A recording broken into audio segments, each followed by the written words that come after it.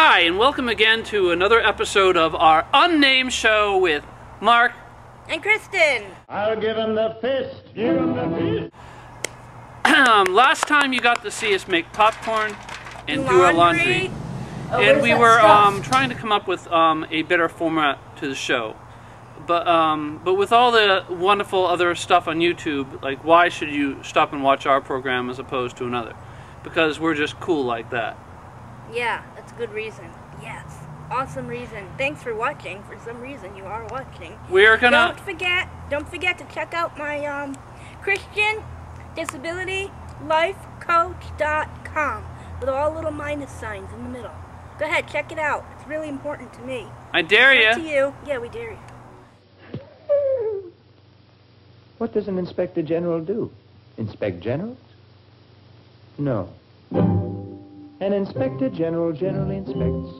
That is, they expect him to inspect generally, if they're expecting an inspector general. But an exceptionally generous inspector general who made an exception and had no inspection would cause suspicion, which in my condition I couldn't accept. Thank you. Boy, was that exciting. And this week we're going to do a movie review of this film. Movie review. Where the Wild Things Are. With some people in it. We got from the library.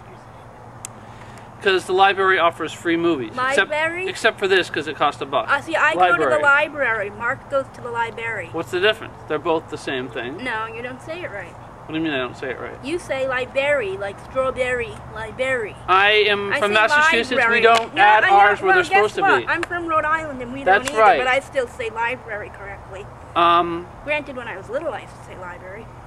Anyway, this film is... It looks like it could be like a cutesy kind of kids film and everything like that, you know, with big monsters running around in the desert and the woods just like destroying stuff. But this is more like kind of like a... Well, if you're familiar with the book, where Max, he's a little kid and he gets mad at his parents, he gets sent to his room, and he decides to... his room turns into a jungle and he sails in a boat. In the movie, he... starts having a psychological breakdown, and he bites his mother, and he runs off to where the wild things are. This movie is more like, instead of like kind of a trip to like kind of like a wondrous, fantastic type of place, which it is. It's more like a psychological analysis of a group of kids, basically, and their problems in their lives. And they're monsters, but they're kids, but they're monsters, and they don't have really a mother or a father or like an adult caretaker. They're just all bopping around in the like desert / woods / by the ocean / in the snow, like whatever. There's no snow. Yes, there is. Not in the monster world. Yes, there is. No, there wasn't in the monster world. It did. No, it snowed in the real world, not in the monster world. No, it snowed in the monster world. Well, it did not. There was desert and there was like trees. Snowed. I'm telling you, it snowed. Oh, it did snow, but that wasn't. Yeah, see, it snowed. Well, it wasn't that scene development was not a crucial to the overall geography of the film. But if I say it snowed, it snowed. Yeah, but it really wasn't a significant part of the film. Okay, it snowed, but it snowed in an insignificant way, so it doesn't count. If you want like a kind of a movie where you can kind of like delve into the deep psychological problems of kids, it's a pretty decent film. And it does have some wonder, like the monsters are pretty kind of wonderful because they use Muppets. You don't use Muppets much anymore, but like because you usually just do everything CGI. But no, CGI. not a lot of CGI. People know what CGI is. Raise your hand if you don't know what CGI is. Look, all the people. See, they all raised their hands. People know what CGI is. What is CGI? Tell we idiots what is CGI. That's the computer-generated effects. Computer-generated effects? Well, it's called... Doesn't effects start with an E? No wonder I didn't know what that meant. Well, everybody knows what CGI is. Well, then everybody doesn't spell right, because effects starts with an E. It was a pretty decent film. CGE. It was a pretty decent film, and it's a lot of fun. And I mean, it starts out, you kind of wonder where it's going to go because the kid is just all disturbed, and then it gets to be kind of fun, even though it's sort of fun on a disturbing level. Yeah, it's kind of disturbing. She even cried towards the end. I did cry, but that's not like you didn't really like the movie, but you cried. But I cried because it was sad. I felt bad for the kid. We're not going to tell you. We're not going to tell. We're not going to tell you why. I mean, there is some. You want to find out why? There's not a, and a good thing. There's not a lot of fart jokes, and no one gets hit in the nuts. Mark, let's edit that bit. Why? That's what happens in a lot of kids' movies. People fart and they get kicked in the nuts. In the Kristin and Mark movie, we don't discuss those things. We discuss nice things. Anyway, nice, like and for one of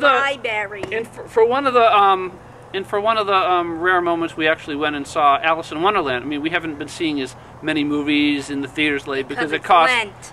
Well, also and because it costs money. Someone has stolen Sweet My Talk!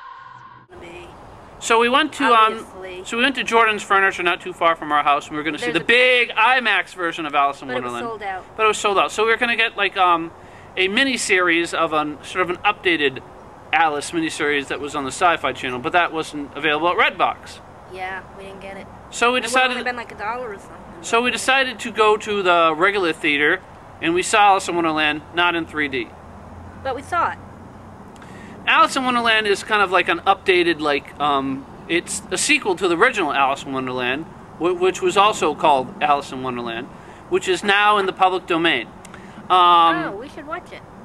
Well, there's many different versions of. We should watch an old one. That would be really interesting.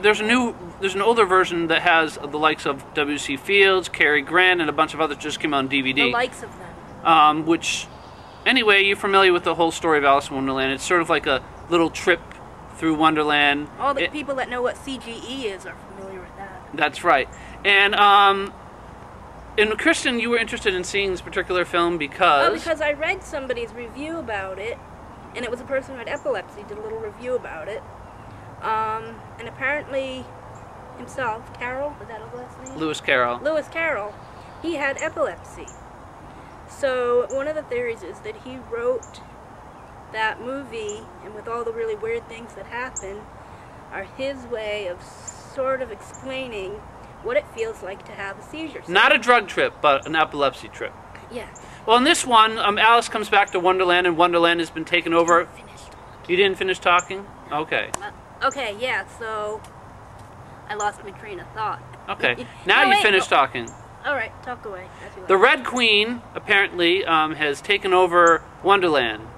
And she's a tyrannical ruler, and there's an interesting little bit in the film where Alice has to walk across like a little lagoon to the Red Queen's castle, and she's hopping on the heads of all the people that the Queen is lost. It kind of seems similar to the Lord of the Rings. Lord of the Rings, where like Frodo and Sam and Gollum had to hop across the dead marshes of all the soldiers that have died in battle. It's kind of like that. Actually, a lot of things in this movie has more to do with like Lord of the Rings or Narnia than it does Alice in Wonderland, because at one point Alice takes up arms, looks like Joan of Arc, and is going to do battle against the evil Jabberwocky. So I mean, they've kind of jazzed this up as an action adventure type. The wit, whimsy, and wonder is kind of withdrawn from this movie. It's there, but it's not as it sort of has lost its muchiness. It was much muchier before, but it's still kind of a wondrous movie. Kind of good. Light came on. Yeah, I'm sure people can see the light. I see the light. So anyway, it's sort of a fun kind of little movie and everything like that. Wondrous. If you like the adventure, if you want a more traditional Alice in Wonderland, it's better to go with the Disney 51 version, or maybe the animated one, or some of the other ones where it kind of focuses more to the text, as opposed to kind of like a sword and sorcerer, like kind of a action adventure, Alice kicks butt type of adventure. Anyway, that's our movie review of Alice in Wonderland, and also Where the Wild Things Are.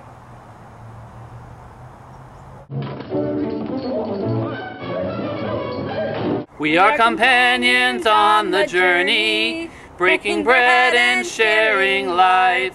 And the love we share is the hope we share, because we believe in the love of our God. Because we believe in the love of our God.